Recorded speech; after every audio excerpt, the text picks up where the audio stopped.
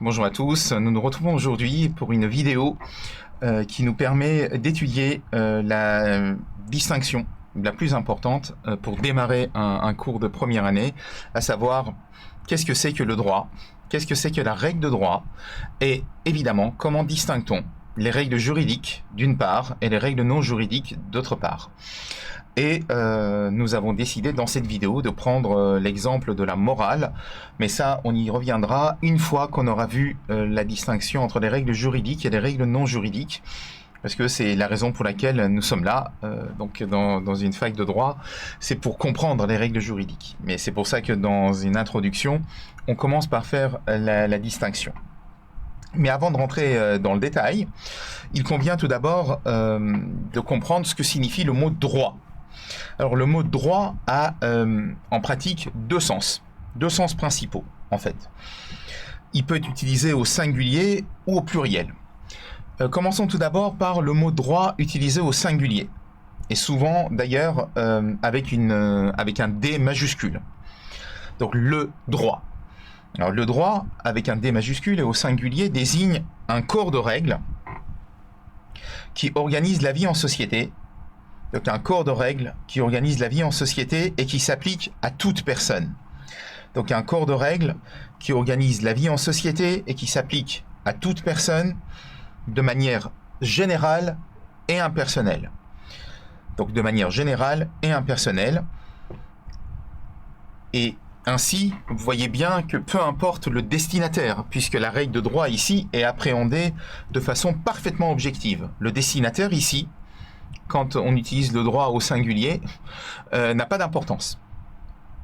C'est la raison pour laquelle nous parlons très souvent, dans ce cas-là, de droit objectif. Donc le droit, avec un grand D, objectif.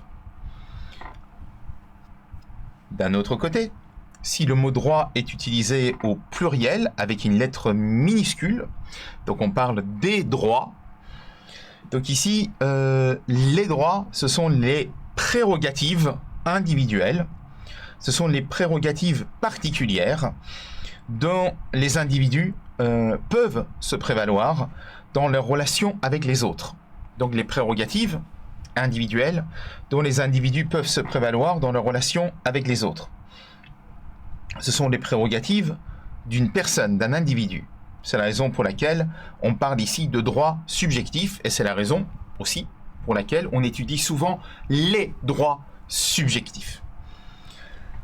Nous voyons ainsi que nous avons deux définitions du mot droit, au singulier, au pluriel, qui sont en réalité complémentaires. Il ne s'agit certainement pas de les opposer, mais de comprendre que le droit, c'est tout cela à la fois.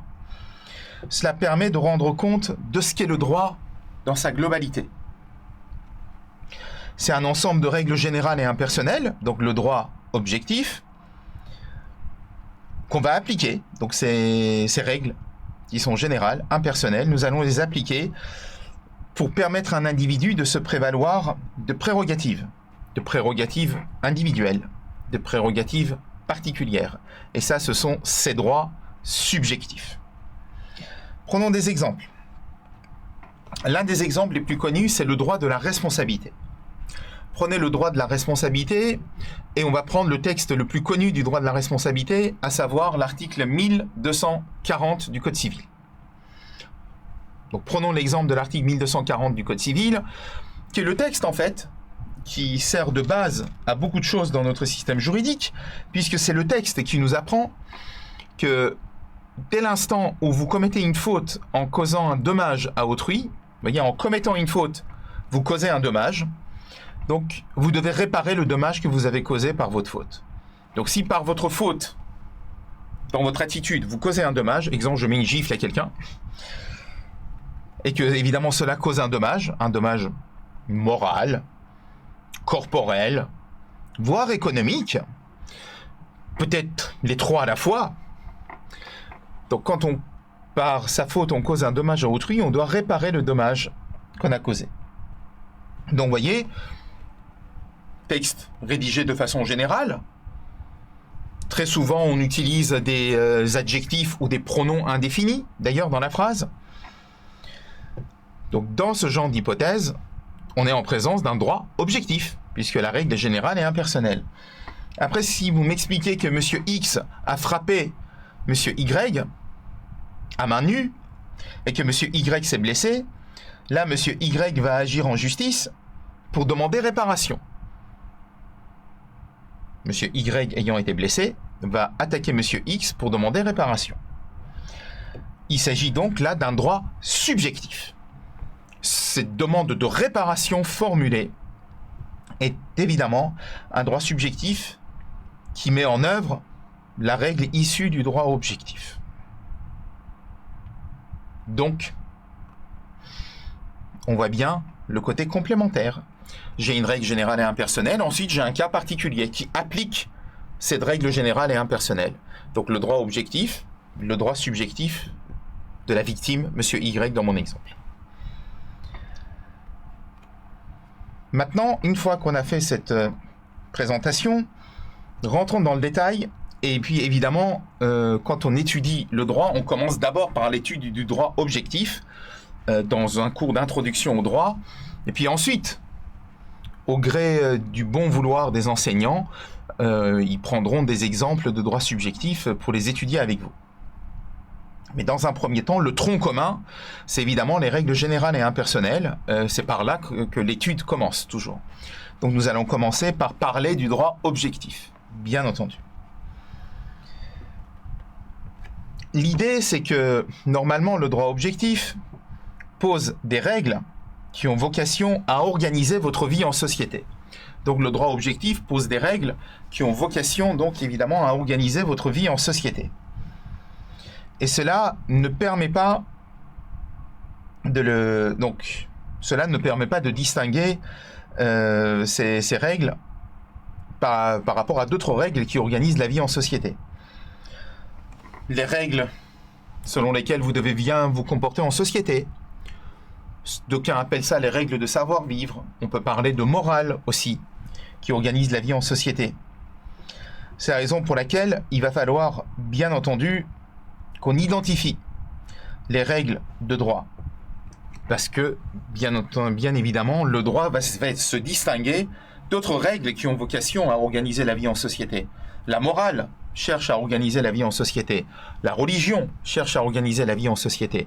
À partir de quand vous êtes devant une règle, vous pouvez dire que vous êtes en présence d'une règle de droit, d'une règle juridique. C'est en cela que l'identification de la règle de droit est quelque chose qui est fondamental pour essayer donc de comprendre en quoi elle se distingue notamment de la morale et de la religion. Donc nous allons dans un premier temps, ici, essayer de voir les critères qui nous permettent ainsi de distinguer les règles juridiques et les règles non juridiques. Commençons tout d'abord ici par des exemples dans une introduction. Vous voyez, vous demandez à quelqu'un de vous accompagner, vous demandez à quelqu'un de venir dîner chez vous, donc vous lancez une invitation pour un anniversaire, pour juste une soirée entre amis. Cette invitation, la personne en face, qui est l'une de vos connaissances, c'est pour ça d'ailleurs que vous l'avez invité, il reçoit cette invitation et il va dire oui. Donc le personnage qui est le destinataire de votre invitation, qui est peut-être votre ami, proche, peu importe, dit oui. Il se passe quoi juridiquement si la personne ne vient pas chez vous? Il ne vient pas chez vous sans demander pardon, sans vous avoir appelé au préalable. Il n'a juste pas envie de venir. Ça l'embête. Il ne vient pas. Donc ça, c'est une règle de bienséance. C'est quelque chose qui est important pour bien se comporter en société. Quand je reçois une invitation, et quand j'ai dit oui, la personne compte sur moi. Donc si j'ai pas envie de me rendre chez la personne, je dois, c'est la bienséance qui me l'impose, l'appeler au préalable. Politesse oblige, pour lui dire, bah non, en fait, désolé, je ne viens pas. Et donc ça, évidemment, si on ne la respecte pas, cette règle, c'est normal de considérer que bah, vous n'avez pas de savoir-vivre. S'il y a un problème de connaissance des règles de bienséance. Oui, mais est-ce que juridiquement, ça pose un problème? Je dis pas qu'il n'y a pas de sanction. La sanction, c'est que la prochaine fois, je ne t'invite pas, voire je vais plus te parler. Mais c'est pas du droit, ça. C'est certainement pas du droit. Donc, c'est la raison pour laquelle il va falloir voir comment, à travers quels critères, nous pouvons distinguer les règles juridiques des règles non juridiques, notamment la morale et la religion. Ainsi, nous avons 3 critères de distinction, tels que vous le voyez ici. Nous pouvons distinguer les différentes règles à travers leur source, à travers leur finalité et à travers la sanction qui est infligée en cas de non-respect de la règle. Source, finalité, sanction. Alors, regardons ici. Tout d'abord, par rapport à la source. Donc c'est le grand A que vous voyez ici, la source des règles. Distinction entre la morale et le droit, ça tombe bien. La morale et le droit n'ont pas évidemment la même source. Les règles de la morale sont dictées par votre conscience. Donc la source de la morale, c'est l'être humain. Parce que c'est la conscience de l'être humain qui dicte les règles morales. À côté de cela, nous avons les règles juridiques. Les règles juridiques sont édictées par une autorité publique. Autorité publique qui est par exemple le Parlement, élu par le peuple, ou qui est le président de la République, à travers ses décrets, ou le Premier ministre, à travers ses décrets aussi, ou un ministre, à travers ses arrêtés. En tout cas, une autorité publique qui est habilitée pour prendre des décisions. Donc la source de la règle de droit est extérieure à l'être humain. La source de la morale est à l'intérieur, la source du droit est à l'extérieur. Donc je peux parfaitement m'inventer une règle morale en disant je ne ferai pas telle chose en présence de tel public. Donc je décide personnellement, donc pour le bien-être de mes enfants, de ne pas cuisiner tel produit, etc. Mais c'est de la morale ça. Parce que tu t'imposes des règles en disant oui, bah, ce serait bien pour leur santé de ne pas faire telle ou telle chose. Mais ce n'est pas une règle juridique, puisque vous et moi, nous n'avons pas été habilités pour prendre des décrets. Je ne suis pas président, vous non plus, vous n'êtes pas Premier ministre, je ne le suis pas non plus. Donc, on n'a pas été habilités pour prendre une règle juridique. En revanche, donc ça me permet, parce que ça m'arrange, de citer ça en premier, ça me permet de distinguer le droit et la morale. En revanche, j'ai un gros souci quand il s'agira, dans un deuxième temps, de distinguer le droit et la religion, par exemple. En effet, la religion, là, pour le coup, émane d'une autorité extérieure. L'autorité religieuse, oui, dans les religions monothéistes, c'est Dieu. La règle émane de Dieu, donc c'est extérieur à l'être humain. Donc c'est une autorité extérieure, comme le droit. Donc c'est pour ça qu'il faut d'autres critères, bien entendu, pour essayer de comprendre comment le droit se distingue aussi de la religion, vous comprenez. De même, la règle de droit peut résulter de sources qui seraient peut-être une source qui ne serait pas extérieure, mais intérieure à l'être humain. Vous voyez par exemple, les coutumes, ce sont des pratiques qui sont suivies par le corps social. Dans ce cas-là, on se dit, est-ce que la source ne serait pas l'être humain lui-même? Parce que c'est une pratique qui est renouvelée, et à partir d'un certain moment, le corps social se sent obligé de respecter cette règle coutumière. Est-ce qu'on ne peut pas dire que là, on est en présence d'une règle de droit dont la source, c'est l'être humain, comme la morale? Donc c'est bien de voir la distinction, ça permet de clairement distinguer dans un premier temps le droit et la morale. Source, évidemment, intérieure à l'être humain, parce que c'est sa conscience, ça c'est la morale, et source extérieure des autorités publiques, ça c'est le droit. Mais ça ne permet pas, donc si je résume, de distinguer le droit et la religion. Et même, par exception, il y a certaines règles juridiques qui ne sont pas forcément avec une source extérieure à l'homme. Mais c'est déjà un bon début pour pouvoir distinguer le droit et la morale. Donc cette histoire de source des règles dans le grand A. Passons maintenant au grand B, à savoir la finalité des règles. Quelle est la finalité de chaque règle? Là, on peut plus facilement distinguer la règle juridique des règles non juridiques. En effet, la morale, comme la religion, cherche à perfectionner l'être humain. Donc l'objectif, c'est le perfectionnement de l'homme. Elles poursuivent donc une finalité qu'on peut qualifier de finalité individuelle. Donc l'idée, c'est que vous suiviez les lois imposées par Dieu dans la religion pour être un être meilleur. À la limite, je ne vais pas dire que vous devez devenir un prophète ou un imam ou un rabbin ou un saint, mais l'idée, c'est de s'en rapprocher. Ou vous allez être quelqu'un qui va être sage, qui va écouter les règles de bienséance, mais en tout cas, l'objectif, c'est le perfectionnement de l'être humain.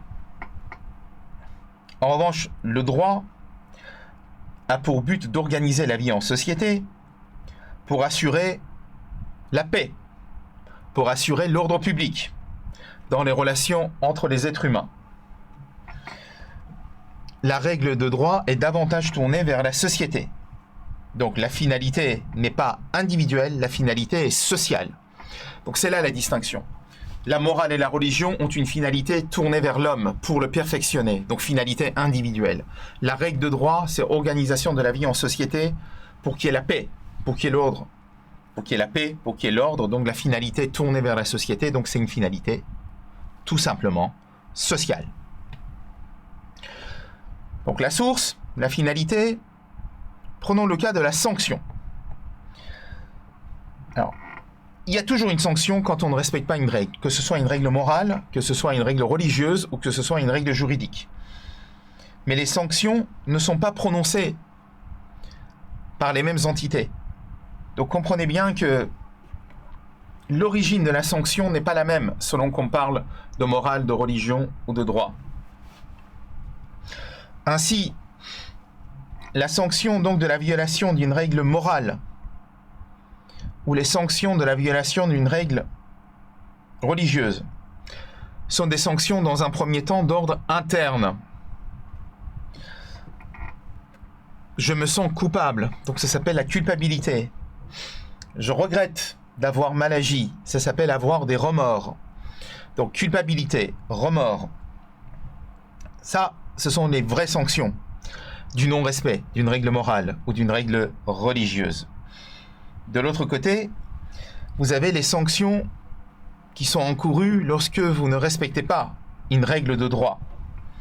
Quand on ne respecte pas une règle de droit, les sanctions sont prononcées par une entité extérieure. Donc les sanctions sont d'ordre externe quand il s'agit de la violation d'une règle de droit.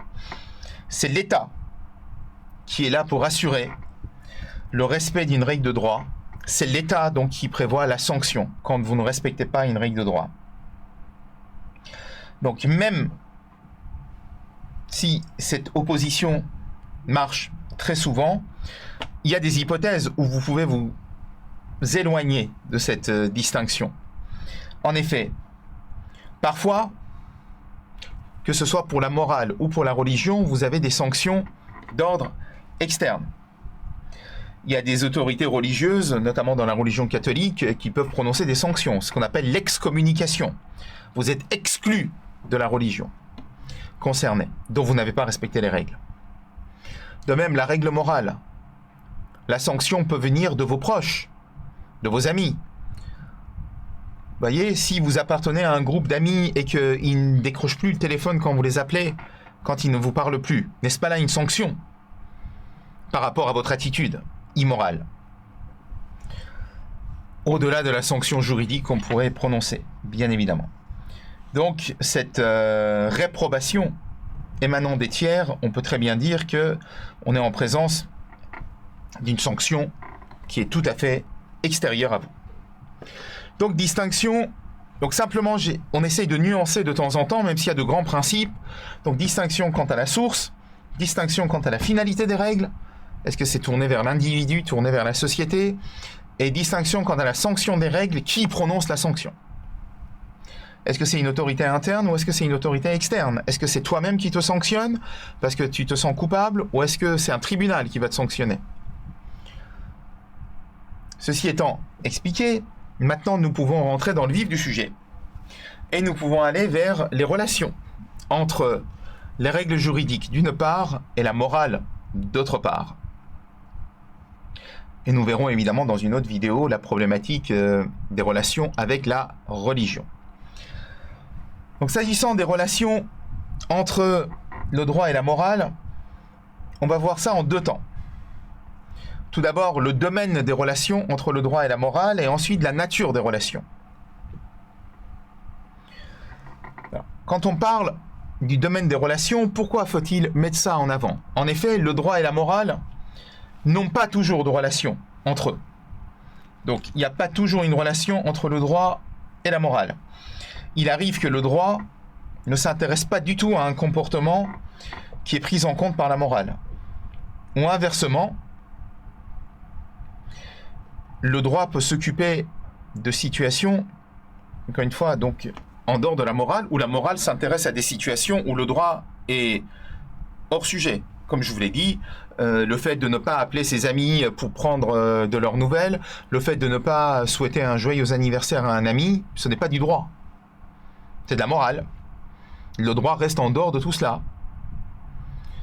Mais il arrive des moments où le droit intervient alors que la morale reste en dehors du sujet. Par exemple, le taux de la TVA est à 20% en France. Si demain il passe à 21%, je ne vois pas ce que la morale vient faire là-dedans. Alors certains y mettent de la morale en disant oui, vous augmentez les impôts. Oui, mais la TVA, justement, c'est pour tout le monde. Donc, ça c'est une première explication pour bien comprendre que quand on parle du domaine des relations, il faut savoir pourquoi ce sujet nous intéresse. Parce que, je le répète, il n'est pas obligatoire que le droit et la morale s'intéressent forcément toujours au même sujet. Alors parlons du domaine des relations. Alors, il peut y avoir chevauchement entre le domaine du droit et le domaine de la morale. Et on vous le présente en deux temps. Tout d'abord, parfois, la morale peut avoir un domaine plus large, plus vaste que celui du droit. Donc, domaine plus large de la morale pour démarrer. En effet, n'oublions pas la finalité principale de la règle morale. La finalité principale de la règle morale, c'est permettre à l'être humain, donc à l'homme, de se perfectionner. Donc, c'est le perfectionnement de l'homme. Ça, c'est la première finalité de la règle morale. Sauf que ces règles, ces devoirs qu'on s'impose pour être meilleur, ce sont des devoirs non seulement envers les autres, mais aussi envers soi-même. Donc vous vous imposez des règles, qui sont des règles morales. Cependant, le droit, lui, organise la vie en société. Donc l'objectif principal de la règle de droit, c'est la bonne organisation de la vie en société. Donc il est bien évident que le droit ne peut appréhender que les relations de l'homme avec les autres. Ça n'a rien à voir avec les devoirs que vous vous imposez. Donc, tout comportement de l'être humain, tout comportement d'un individu qui intéresse sa propre personne et qui n'est pas en train d'agir à l'égard des autres, donc tout comportement de l'être humain qui n'a aucune incidence sur les autres ne peut pas être sanctionné par le droit. Alors que la morale peut condamner cette attitude. Donc dès l'instant où il s'agit d'une attitude, d'un comportement qui est tourné vers vous-même et qui ne concerne pas les autres, là, évidemment, ce n'est que de la morale. Le droit n'a rien à voir là-dedans. Alors l'exemple le plus connu, c'est le cas du suicide. Évidemment, le suicide, qui est réprouvé également par la religion, est réprouvé par la morale. Le droit n'intervient pas dans un premier temps. Donc, si le suicide réussit, la personne est décédée. Et s'il y a tentative de suicide, puisque la personne n'a pas réussi à se supprimer, on ne va pas le poursuivre pour tentative de suicide. Certainement pas.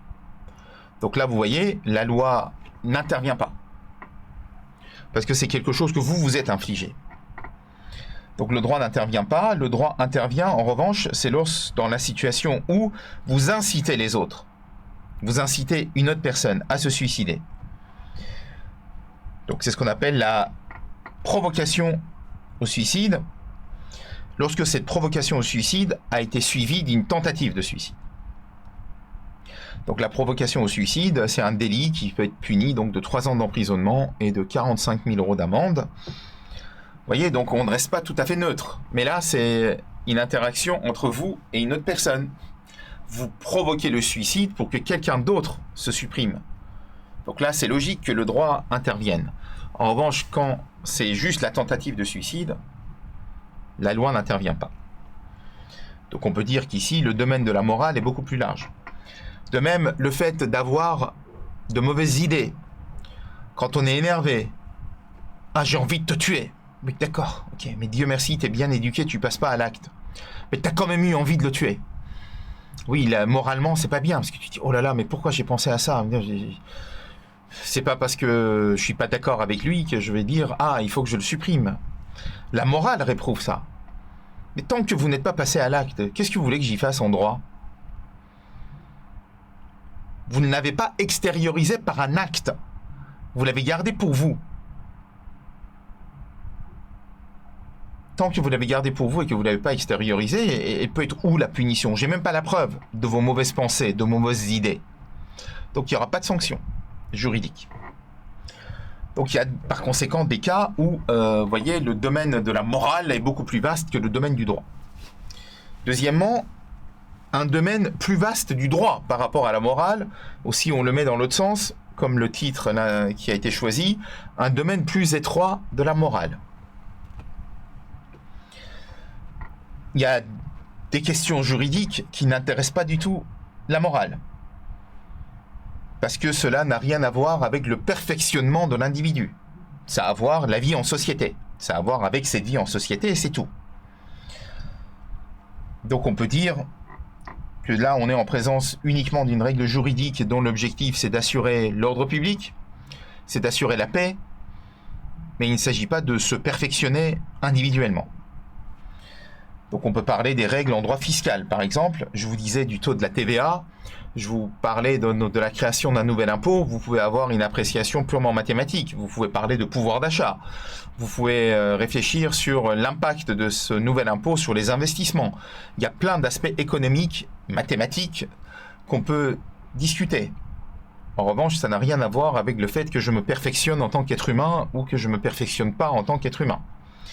Donc là, notamment en matière fiscale, là, la bonne organisation de la société est concernée, donc c'est bien une règle juridique, mais ce qui n'a absolument rien à voir avec la règle de droit. Par conséquent, le droit et la morale se chevauchent et donc ont un domaine en commun lorsqu'il s'agit des règles qui sont là pour régir la relation entre l'individu et autrui. Donc quand il s'agit de régir les relations entre l'individu et autrui, là évidemment on va parler de la règle juridique et de la règle morale en même temps. Ça c'est possible. Donc la morale peut concerner l'individu et son perfectionnement personnel. Là le droit n'intervient pas. En revanche quand il s'agit de ta bonne relation avec les autres, ce qui relève également du perfectionnement de l'être humain, mais c'est dans sa relation avec autrui. Là, la morale et le droit peuvent intervenir. Justement, dans ce cas bien précis, où on parle des relations de l'individu avec les autres, il va falloir voir quelle est la nature de ces relations entre le droit et la morale. Alors, il y a deux hypothèses qu'il convient d'envisager. Il y a d'un côté ce qu'on appelle la réception de la morale par le droit, et dans un second temps, la méconnaissance de la morale par le droit, puisque parfois, le droit va violer la morale. Parfois, peut-être, on a des règles qui peuvent être immorales. Mais en tout cas, on laisse de côté la morale. Tout d'abord, la réception de la morale par le droit, ce qui est quand même le cas le plus fréquent. Donc ici, on a eu des explications, notamment philosophiques, sur toutes ces questions. Tout d'abord, on a cité Kant, qui considérait que le droit et la morale étaient en opposition. En revanche, il y a un auteur qui peut être étudié par certains d'entre vous, parce que certains professeurs qui l'aiment beaucoup, donc historiquement, donc c'est Georges Ripper. Donc la règle morale dans les obligations civiles, c'est notamment l'un de ses opus. donc la règle morale dans les obligations civiles. Donc c'est intéressant de constater qu'il y a eu des auteurs en droit, donc des professeurs même, qui ont mis la morale à l'honneur. Notamment Ripper a insisté sur l'inspiration morale des règles juridiques. Le droit s'inspire de la morale. À l'inverse de l'opposition présentée par certains, là il y a une inspiration qui est mise en avant. En expliquant donc qu'on ne peut pas envisager des règles juridiques sans auparavant avoir mis l'accent sur la morale. Au-delà donc de Ripper, vous avez des auteurs tels que Josserand qui ont décidé qu'il n'y avait plus de frontières entre le droit et la morale. Donc ils niaient même ce qu'on est en train de faire. C'est-à-dire il n'y a pas à faire règles juridiques, règles non juridiques, il n'y a aucune frontière. Le droit et la morale se confondent. Alors les exemples sont bien entendu très très nombreux. Premier exemple, l'un des plus célèbres, de la réception de la morale par le droit, nous pouvons mettre en avant l'ancien article 1134 du Code civil, alinéa 3e, ancien article 1134, alinéa 3. Donc c'est l'article 1104 du Code civil aujourd'hui, l'article 1104 du Code civil qui met en avant la bonne foi. On comprend bien que quand il faut être de bonne foi, ça veut dire donc qu'il ne faut pas mentir, il ne faut pas tromper, par exemple, le co-contractant dans une négociation. Et en plus, il faut être de bonne foi pendant toute la phase de la négociation. Donc, il faut être de bonne foi au moment de la négociation. Il faut être de bonne foi au moment de la conclusion du contrat. Donc, je suis de bonne foi au moment de la négociation. Je suis de bonne foi au moment de la conclusion du contrat. Et je suis de bonne foi au moment de l'exécution. Donc, négociation, formation, exécution des contrats. Donc, la bonne foi doit être présente partout. Donc ça, c'est de la morale. Mais c'est du droit aussi. La sanction peut être terrible, puisque si je suis de mauvaise foi, au minimum, on me demandera de payer des dommages-intérêts. Au minimum. Et la mauvaise foi, par exemple, dans la formation du contrat, c'est des dommages-intérêts plus la remise en cause du contrat. Puisque l'autre a été trompé. Par ta mauvaise foi. La mauvaise foi se caractérisant notamment par un mensonge. Ou encore pire, par des manœuvres qui ont amené l'autre à se tromper. À côté donc de cet exemple de la bonne foi, on peut prendre l'exemple de l'abus de droit. L'abus de droit, c'est un autre exemple de la réception de la morale par le droit. Vous savez, il est rare, il est très rare, en droit civil, d'avoir des droits qu'on appellerait des droits absolus. C'est-à-dire des droits sans aucune limite. Il y en a quelques-uns qui se baladent, notamment en droit des biens. Lorsque quelqu'un empiète sur votre terrain, vous savez, il fait une construction chez lui, mais ça déborde chez vous. Vous avez le droit de demander la destruction de la construction qui a débordé chez vous. Ou il paye une indemnité, sinon vous demandez la démolition. Et on considère que cela ne dégénère jamais en abus. C'est un droit absolu que de se défendre contre l'empiètement. Mais les cas sont rares. La plupart du temps, l'exercice d'un droit est limité par la notion d'abus. Donc vous avez le droit d'exercer tel ou tel droit, mais il ne faut pas abuser dans l'exercice de vos droits. Il ne faut pas commettre d'abus. Et donc, c'est souvent la jurisprudence, parce que le législateur n'est pas souvent rentré dans le détail. C'est évidemment la jurisprudence qui est intervenue pour fixer ces règles. Alors, la notion d'abus du droit de propriété, c'est l'un des premiers exemples qu'on peut citer. L'abus du droit de propriété dans la fameuse affaire Clément-Bayard. Donc, l'affaire Clément-Bayard de la Chambre des requêtes de la Cour de cassation du 3 août 1915. Chambre des requêtes, 3 août 1915. Dans cette affaire, donc détaillons cette affaire pour bien comprendre ce que c'est que la réception de la morale par le droit. Nous avons un certain Coquerel qui installe des carcasses en bois chez lui avec une tige en fer. Donc comme ça, on arrive à 16 mètres. Donc on a 5 mètres à peu près de carcasse en bois et puis une tige de 11 mètres pointue. Pourquoi? Parce que le voisin, donc Clément Bayard, fait décoller.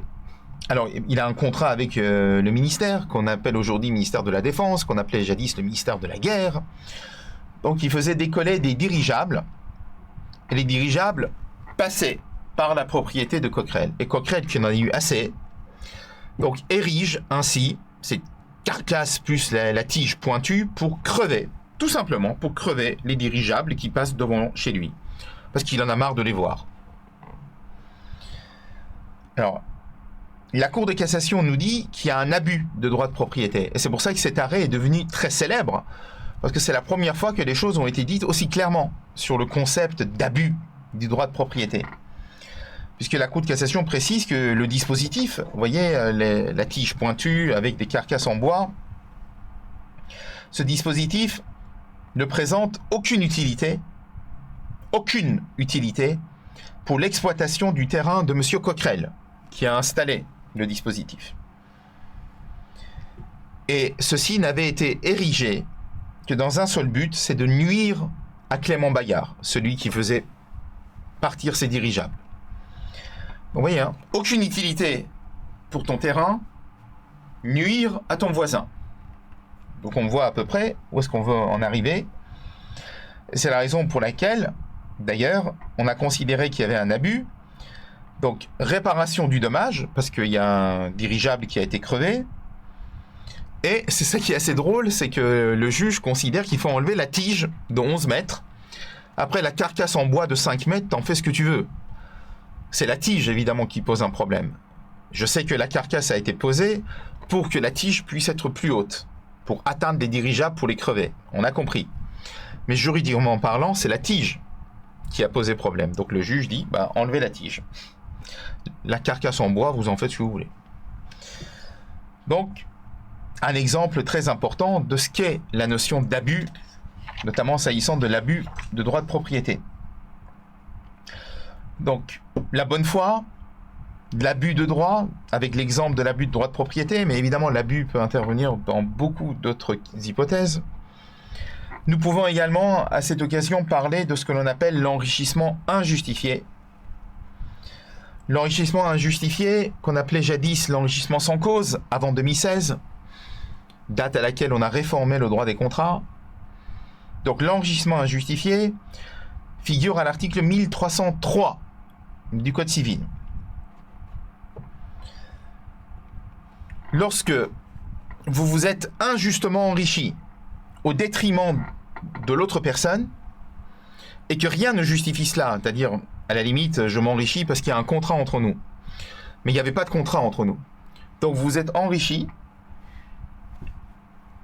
l'autre s'est appauvri, il y a une corrélation entre votre enrichissement et son appauvrissement, et cela n'est justifié par aucun mécanisme juridique et certainement pas un contrat qui n'existe pas dans votre relation. Dans ce cas, vous serez condamné à verser une indemnité à la personne qui s'est appauvrie, à la personne au détriment de laquelle vous vous êtes enrichi en fait, et cela va correspondre à la plus faible des deux sommes entre l'enrichissement et l'appauvrissement. Donc, un montant qui correspondra à la plus faible des sommes entre l'enrichissement et l'appauvrissement. Parce que sinon, ce serait immoral que quelqu'un s'enrichisse à votre détriment sans qu'il soit obligé de vous indemniser. Donc là encore, dans l'enrichissement injustifié, comme on l'appelle aujourd'hui, il y a de la réception évidemment de la morale par le droit. Ensuite, vous avez également le concept d'obligation qu'on appelle l'obligation naturelle. L'obligation naturelle, c'est un devoir qui vous est dicté par votre morale, donc par la conscience. L'exécution ne peut pas être exigée en justice, puisqu'encore une fois, c'est votre conscience qui vous dicte.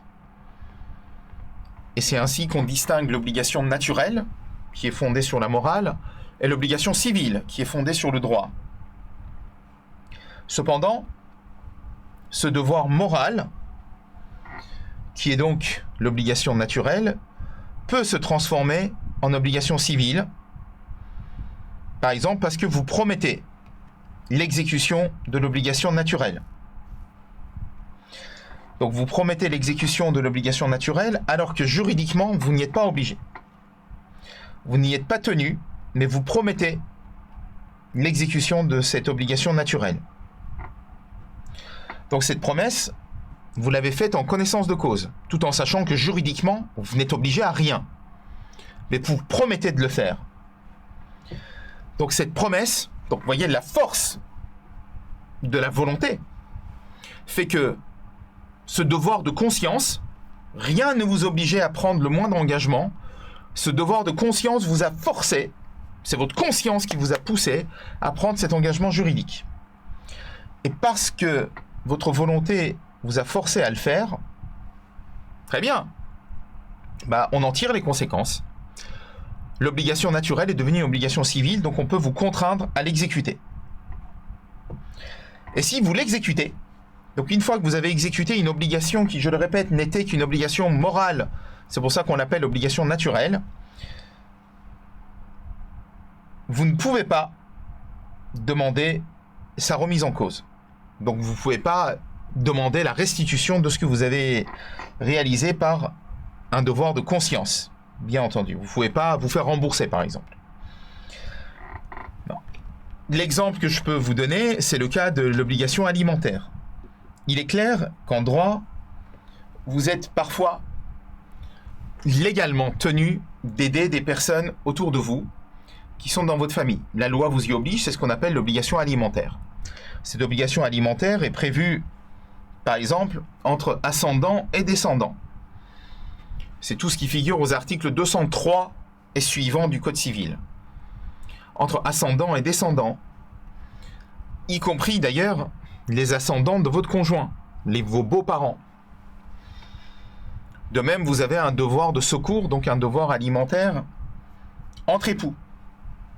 Donc vous devez des aliments, si cette personne est dans le besoin, à vos parents, vos grands-parents, vos enfants, vos petits-enfants, votre conjoint, et aussi les parents de votre conjoint, tout ça s'ils sont dans le besoin. Mais vous voyez dans la liste, il n'y a pas les frères et sœurs.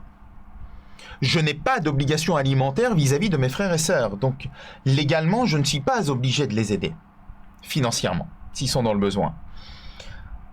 Mais il s'avère qu'on est dans une fratrie, donc je peux aimer mes frères et sœurs. Et s'ils sont dans le besoin, je peux les aider. C'est ça l'obligation naturelle. Je n'ai pas d'obligation légale alimentaire vis-à-vis de mes frères et sœurs, mais j'ai peut-être un devoir de conscience pour ne pas laisser mes frères et sœurs dans le besoin. C'est la raison pour laquelle je les aide. Et à ce moment-là, évidemment, je transforme l'obligation naturelle en obligation civile. Bien entendu. Donc, dans ce cas, oui, le droit intervient et ce qui était purement moral au début devient juridique. Autre exemple de la réception de la morale par le droit, c'est l'article 6 du Code civil, avec une notion qu'on appelle la notion de bonnes mœurs. Donc les bonnes mœurs qui sont, encore une fois, une condition de validité pour les contrats. Donc un contrat doit respecter les bonnes mœurs. Donc là-dessus, pas de difficulté. Sauf que les bonnes mœurs peuvent évoluer dans le temps. Ce qui est assez logique. Donc, prenons l'exemple des libéralités qui sont réalisées au profit d'un concubin adultérin. Vous savez, à l'époque du Code civil, Bonaparte avait dit les concubins ne veulent pas du Code civil, ils ne veulent pas se marier, le Code civil se désintéresse d'eux. Donc on n'en parle pas. Mais comme tout un chacun, évidemment ce n'est pas parce que vous ne parlez pas d'un problème que ce problème disparaît. Il faut qu'on le comprenne. C'est pas parce que vous mettez la poussière sous le tapis qu'il n'y a plus de poussière. Donc, le problème est apparu très très vite. Qu'est-ce qu'on fait? Parce que c'est une situation qui est intemporelle. Qu'est-ce qu'on fait si on a une personne qui considère qu'il doit déshériter son conjoint au profit de son amant ou de sa maîtresse? Donc au profit de son concubin adultérin. Qu'est-ce qu'on fait dans ce cas-là? là-dessus, la jurisprudence était très claire. La jurisprudence, en tenant compte des bonnes mœurs, disait que, bon, quand vous faites une donation, donc c'est un don au profit de votre concubin adultérin, hein, amant ou maîtresse, ou vous faites un testament à son profit, ce qui est un acte juridique qui n'est pas un contrat, mais un testament est un acte juridique. Donc, libéralité, hein, c'est le mot consacré. Quand vous faites une libéralité, que ce soit un don, une donation ou un legs par testament, cette libéralité peut être considérée comme immorale quand elle a pour but de démarrer l'adultère, de maintenir l'adultère, donc le démarrage, le maintien, le fait de reprendre l'adultère après une dispute, ou le but, c'est encore pire, c'est pour rémunérer l'adultère, donc ce serait de la prostitution. Le démarrage, le maintien, la reprise ou la rémunération. Dans toutes ces hypothèses, c'était considéré comme immoral. Alors, quand est-ce que c'était moral? Ben justement, dans l'hypothèse, vous faisiez un cadeau pour mettre fin à la relation. Lorsque vous décidiez de faire un cadeau pour mettre fin à la relation, on disait « Ah bah, vous voyez, là, c'est moral ». On a vécu avec ce système pendant plus de 150 ans. Alors, le revers de la médaille, c'est que c'était très arbitraire, puisque ça dépendait de chaque juge. Néanmoins, en théorie, on avait la règle, telle qu'on vient de l'expliquer. Tout cela a été modifié par un arrêt de la première chambre civile du 3 février 1999. Donc le 3 février 1999, on a décidé, enfin la Cour de cassation décide que quand justement la libéralité a pour cause, a pour motif principal le maintien de l'adultère ou la reprise de l'adultère, bah, tout cela n'est plus immoral, c'est moral. Et du jour au lendemain, on a décidé que ce qui était immoral est devenu moral, malgré l'adultère donc. Là, on avait un monsieur qui avait plus de 40 ans d'écart avec sa maîtresse et qui avait décidé de déshériter sa femme au profit de sa maîtresse. Je crois qu'il avait 77 ans et la maîtresse avait plus de 30 ans, donc plus de 40 ans d'écart. Mais donc c'est à cette occasion-là que la Cour de cassation décide que bon, il n'y a rien d'immoral. Qu'à cela ne tienne, il restait l'hypothèse de la rémunération. Donc d'accord, le droit évolue avec le temps, très bien. Mais qu'en est-il quand on rémunère le concubin adultérin? Bah ça c'est l'arrêt Galopin, tel est son nom, de l'Assemblée plénière de la Cour de cassation du 29 octobre 2004. Dans cet arrêt du 29 octobre 2004, nous avons une situation où le monsieur, qui a plus de 90 ans, décide de déshériter sa femme au profit de sa concubine adultérine, de plus de 60 ans son cadet, donc il y a plus de 60 ans d'écart entre les deux, on se rapproche même de 70 ans d'écart. Il déshérite totalement sa femme légitime, et la cour d'appel avait, en étudiant les faits, avait considéré que, en fait, la libéralité avait une seule cause, c'est la rémunération des relations. Donc c'était un peu de la prostitution, donc c'était immoral. Qu'à cela ne tienne, la Cour de cassation, donc encore une fois, l'Assemblée plénière de la Cour de cassation, dans son arrêt du 29 octobre 2004, décide qu'en réalité, dans ce genre d'hypothèse, il n'y a qu'une seule réponse à donner, c'est que toute libéralité entre concubins a une cause morale. Toute libéralité entre concubins a une cause morale, y compris quand c'est de la prostitution. Donc, quand on dit que les bonnes mœurs évoluent, certains se posent la question de savoir s'il reste encore de bonnes mœurs, mais en tout cas, oui, ça c'est une grosse évolution. Entre ce qu'on avait avant le 3 février 99 et ce qu'on a le 29 octobre 2004. Tout cela, gentiment, est arrivé en moins de 6 ans. Et donc, c'est l'arrêt du 29 octobre 2004 qui est notre droit positif, bien entendu. Par conséquent, l'adultère, donc, est rentré dans les mœurs. On peut le dire. Parlons maintenant, donc, de la méconnaissance de la morale par le droit. Donc la méconnaissance de la morale par le droit, il arrive parfois pourquoi on parle de méconnaissance? Il arrive parfois que l'application des règles de droit, même si elles sont moralement neutres, conduisent à un résultat qui, lui, est immoral. Donc la règle en elle-même peut être considérée comme neutre au plan moral, mais le fait de l'appliquer, ça donne un résultat, et c'est ce résultat qui peut être parfaitement immoral. Alors c'est l'exemple typique pour les règles de prescription. Vous savez, en matière pénale, on considère qu'il y a des règles de prescription la plupart du temps pour les infractions pénales. Pour les contraventions, c'est 1 année. Pour les délits, vous savez, les infractions qui sont punies d'une peine de prison au maximum jusqu'à 10 ans, pour les délits les plus graves, 10 ans de prison au maximum. Et pour les crimes, qui sont jugés soit devant des cours d'assises, soit devant des cours criminelles départementales. Et pour les crimes, ce sont évidemment des infractions pour lesquelles la peine de prison est forcément supérieure à 10 ans. On parle d'ailleurs de réclusion criminelle. Meurtre, assassinat, viol, etc. Donc le délai de prescription est d'1 an pour les contraventions, de 6 ans pour les délits et de 20 ans pour les crimes, sachant qu'il y a les crimes contre l'humanité, dont les génocides, pour lesquels le crime est imprescriptible. Ce qui mettra fin à l'action publique, c'est le décès de l'accusé. Mais sinon, on peut poursuivre les crimes contre l'humanité tant que la personne est en vie. Donc ici, quand il y a une prescription qui s'applique, et en droit civil, on a aussi des délais de prescription de 2 ans à compter du 1er octobre 2025, ce sera de 2 ans en droit des sociétés. On aura des prescriptions de 5 ans en droit civil. Quand il y a un dommage corporel, c'est 10 ans. Voilà. Et donc on a plein de règles de prescription. Parce que on est un vieux pays et on considère qu'au bout d'un moment, il faut tourner la page. Il faut passer à autre chose. Sauf que quand vous passez à autre chose, ça veut dire que vous ne sanctionnez pas ce qui s'est passé, ce qui est moralement répréhensible. Si on était un peu jusqu'au boutiste au plan moral, on dirait que même dans 50 ans, il faut pouvoir poursuivre. Parce qu'il faut infliger une sanction à celui qui n'a pas respecté la règle de droit. Donc il faudrait y aller pour sanctionner. Cependant, pour ce qui vous concerne, vous pouvez parfaitement dire que dans la règle juridique, comme il y a des délais de prescription,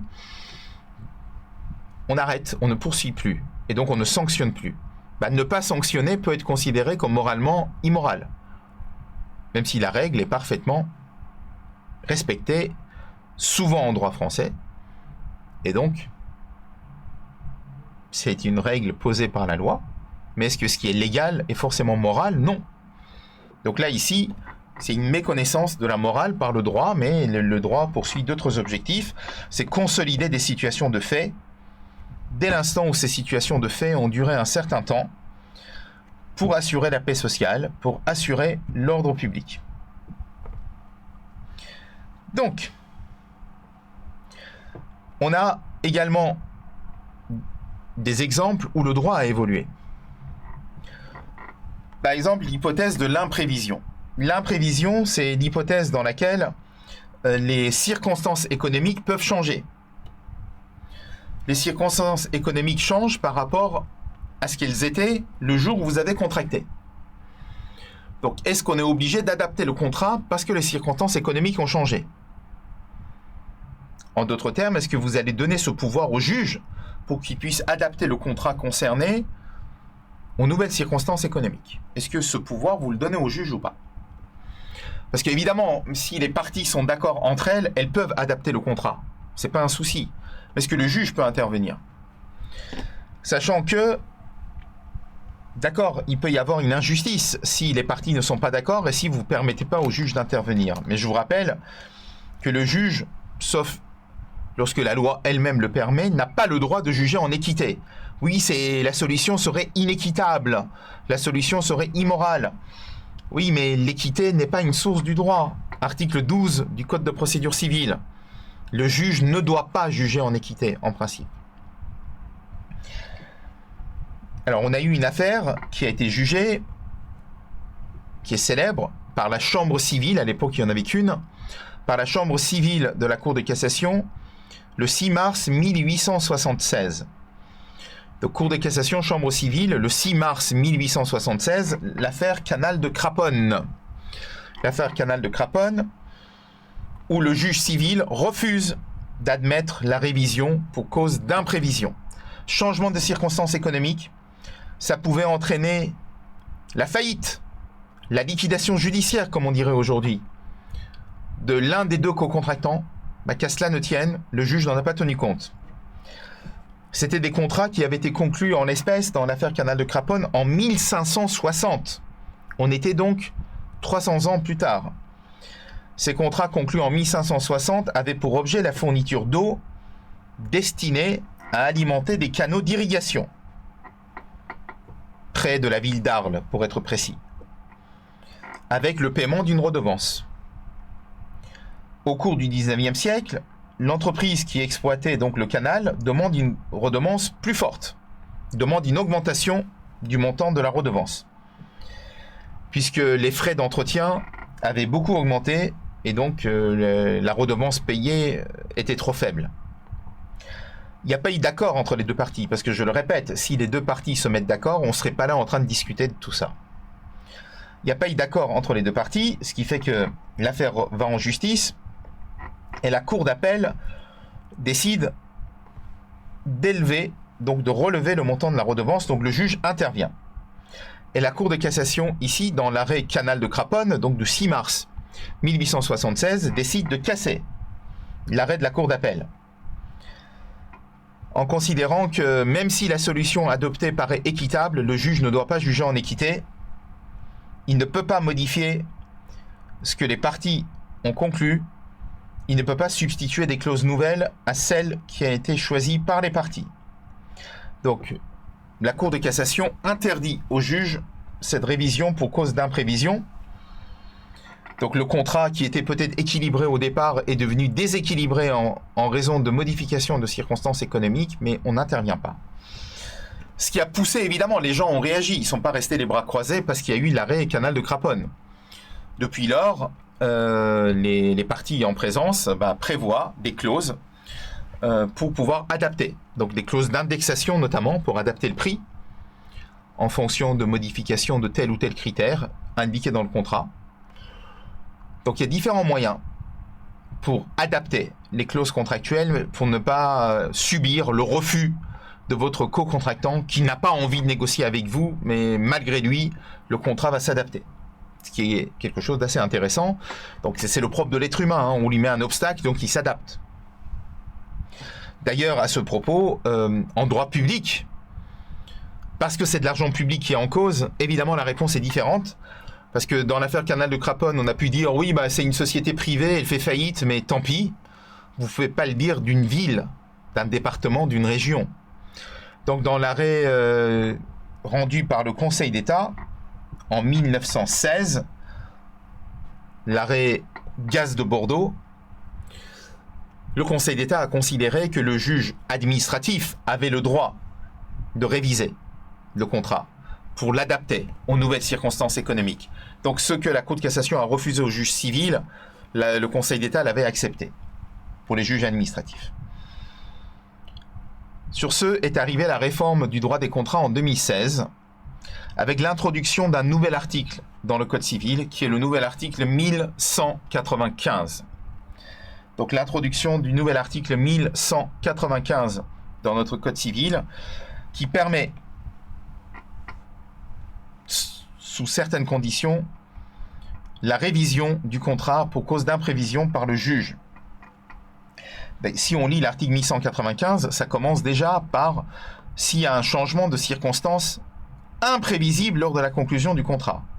Un changement de circonstances imprévisible lors de la conclusion du contrat qui rend l'exécution du contrat excessivement onéreuse. Vous voyez, ce n'est pas onéreux, c'est excessivement onéreux. Toujours cette peur que on utilise le texte à tort et à travers. Donc s'il y a un changement de circonstances imprévisible lors de la conclusion du contrat et que cela rend l'exécution du contrat excessivement onéreuse, soit l'une des deux parties a accepté d'en assumer le risque et il ne se passera rien, soit, évidemment, on demande à l'autre partie une adaptation du contrat, et si l'autre partie refuse, bah c'est là où la loi intervient en disant bah, mettez-vous d'accord sur vos désaccords, si je puis dire, allez voir le juge pour que le juge au moins prévoit les conditions dans lesquelles on met fin à la relation. C'est intéressant. Soit, bah en fait, ce que vous allez faire, c'est de voir le juge tout seul, si l'autre ne veut pas vous accompagner, et là, c'est un peu un pistolet mis sur la tempe de l'adversaire. Si tu ne viens pas, j'irai tout seul de toute façon. Et je vais lui demander la révision du contrat. Donc, accompagne-moi, sinon ça va mal se passer pour toi. Et donc ça, c'est un retournement historique. On est parti du refus, le juge ne fait rien, à le cas échéant, dans le nouvel article 1195 du Code civil, je peux y aller tout seul chez le juge pour lui demander une révision. Donc on a basculé d'absence de révision par le juge à je vais voir le juge tout seul si tu ne m'accompagnes pas. Ce qui est quand même quelque chose d'assez intéressant ici pour voir si on peut obtenir donc cette révision, bien évidemment. Alors, il y a également des cas particuliers qu'on peut étudier, notamment à travers le droit du mariage. C'est l'article 161 du Code civil. Vous savez, le mariage est interdit entre beaux-parents et le gendre ou la bru. Donc la belle-fille ou le gendre ne peuvent pas se marier avec leurs beaux-parents, sauf exception. Parce que la loi ne veut pas vous pousser au divorce en disant « bon, c'est pas grave, j'ai couché avec la fille, je me suis marié avec la fille, maintenant je divorce et je vais me marier avec la mère. » La loi l'interdit, sauf si plusieurs conditions sont réunies. La première étant la plus dure à remplir, il faut que la personne avec qui vous étiez marié soit décédée. Donc je ne peux me marier avec ma belle-mère que si ma femme, qui était la fille, est morte. Déjà, condition compliquée à réunir. De plus, il faut un motif grave. Souvent, c'est la grossesse. Souvent. Et aussi, il faut une autorisation du président de la République. Donc, décès du premier conjoint, un motif grave, autorisation du président de la République. Autant vous dire que c'est pas demain la veille que vous allez avoir toutes ces conditions remplies. Et puis, sur ce, il y a eu deux affaires où on voit qu'en réalité, il y a cette nouveauté en droit civil qui intervient, avec laquelle vous devez vous familiariser dès la première année, où l'appréciation des règles françaises est soumise à une règle européenne. On va devant la Cour européenne des droits de l'homme, et la Cour européenne des droits de l'homme va apprécier la proportionnalité entre l'exercice d'un droit et l'atteinte portée à un autre droit. Là, ici, il y a la règle selon laquelle, l'article 161 du Code civil, interdiction du mariage avec les beaux-parents. Donc, même si tu as divorcé, tu ne peux pas te marier avec tes beaux-parents parce qu'il faut les trois conditions dont nous avons parlé. Si ton ex-conjoint n'est pas mort, donc déjà, tu ne regardes même pas les conditions numéro 2 et 3. Déjà, la première, elle n'est pas remplie. Il faut trois conditions qui doivent être remplies cumulativement. Bah, si tu les as pas, bah, tant pis, ça s'arrête là. Sur ce, il y a l'article 12 de la Convention européenne des droits de l'homme avec le droit du mariage, la liberté de se marier. Est-ce que ce ne serait pas une atteinte à l'article 12 de la Convention européenne des droits de l'homme, à la liberté du mariage, que d'interdire mon mariage avec ma belle-mère? J'ai divorcé de ma première femme, je veux me marier avec ma belle-mère, elle est d'accord. Pourquoi vous me l'interdisez? Parce que c'est de l'inceste. On considère que c'est de l'inceste. L'inceste, c'est pas uniquement l'hypothèse où on est du même sang. C'est pas uniquement l'hypothèse de la consanguinité, c'est la perturbation de l'ordre familial. Imagine que tu mettes enceinte ta belle-mère, elle va avoir un enfant qui est la sœur de ta première femme, ou qui est le frère de ta première femme. Est-ce que c'est normal? C'est pour ça qu'on l'interdit. On n'a pas dit qu'il y avait tout le temps de la consanguinité, on n'est pas de la même famille. Mais il y a perturbation de l'ordre familial. Mais on nous dit, bah, il faut vérifier, on ne sait jamais. Et on a eu deux affaires, notamment, première chambre civile, 4 décembre 2013, on a validé le mariage en violation de l'article 161, mais on l'a validé. Parce que la femme avait divorcé de son mari et s'était mariée avec son beau-père, et ce mariage avait duré plus de 20 ans. Mais je peux agir en justice pendant 30 ans pour annuler le mariage. C'est ce qu'avait fait le fils. Une fois que son père était mort, le mariage de son ex-femme avec son père avait pris fin. Avec le décès donc du père, qui était donc le deuxième mari. Ce qui avait fait que le mariage avec le beau-père avait duré plus de 20 ans. Mais moins de 30. Et la loi nous dit, s'il y a violation de l'article 161, vous avez 30 ans pour agir. Et là, il agit en nullité, en disant non, le mariage n'est pas valable. Et quel est l'intérêt de le faire? C'est que l'épouse serait exclue de l'héritage. Ben, on ne lui a pas donné raison. On a dit le mariage reste valable. Alors que pourtant, il était dans les délais pour agir. On a dit, ah, l'atteinte serait disproportionnée à la liberté du mariage. Parce que le mariage a quand même duré plus de 20 ans. Donc il a duré plus de 20 ans, mais la loi me donne 30 ans pour agir en nullité. C'est quand même bizarre. Donc c'est quoi le délai? C'est 22? C'est 23? C'est 24? C'est quoi le nouveau délai? C'est gentil, hein, le principe de proportionnalité, mais ça remet en cause les connaissances certaines qu'on a avec des textes. J'ai 30 ans légalement pour agir, pour détruire ce mariage en justice. Mais on me dit, ah, comme il a duré plus de 21 ans, allez, ça passe. Donc c'est quoi le nouveau délai de prescription? C'est 21 ans? C'est 22 ans? C'est quoi? Ben, on ne sait pas. Dans le même ordre d'idée, il y a eu une deuxième affaire. Première chambre civile, 8 décembre 2016. Et cette fois-ci, le mariage incestueux par rapport à l'article 161 a été annulé. Comme quoi? Mais parce qu'il n'avait duré que 8 ans. Bah oui, l'écart d'âge entre le mari et l'épouse était de 50 ans. Lorsqu'il s'était marié, le mari avait 75 ans, il est mort à 83 ans. Donc le mariage a duré 8 ans. Dans l'affaire de 2013, il avait duré plus de 20 ans. Là, il dure 8 ans. Là, on dit, ah, le mariage n'a duré que 8 ans. D'accord, donc 8 ans, c'est pas assez. Mais 22 ans, ça va. La loi dit toujours 30 ans. Donc en tant que juriste, tu es en train de nager. Alors c'est quoi le délai? C'est 30 ans? Bah non, parce que à 22 ans, on a dit qu'on ne pouvait plus agir. Mais quand ça n'a duré que 8 ans, on me dit ça n'a duré que 8 ans. Donc on peut agir. Donc ça crée quand même un peu d'embarras. Donc c'est ça, en fait, c'est le droit civil, nouvelle formule. C'est-à-dire même quand tu connais les textes, tu les cherches, tu les trouves, tu les apprends, ça ne suffit pas. Parce que le juge peut dire, oui, mais par rapport à l'exercice d'un autre droit, c'est disproportionné que d'appliquer cette règle. Donc il faut toujours être sur le qui-vive, sur sa garde, pour savoir si dans tel ou tel cas, dans telle ou telle circonstance, la règle s'applique ou non. 8 ans, et en plus, on nous dit, ils n'ont pas fait d'enfants ensemble. Ben, ça veut dire quoi? Ça laisse encore plus perplexe. Je croyais que c'était uniquement parce que le mariage n'avait duré que 8 ans. Pourquoi la Cour de cassation en 2016 rajoute « et en plus, ils n'ont pas d'enfants » Ça veut dire quoi? Si le même couple avait eu 2 enfants, vous auriez dit « c'est bon, on n'annule pas » Donc c'est quoi l'idée? Pour empêcher la remise en cause du mariage pour cause d'inceste, il faut faire des gosses. Vous faites 1 enfant ou 2 enfants, on n'annule pas. Parce que la nullité serait disproportionnée comme sanction.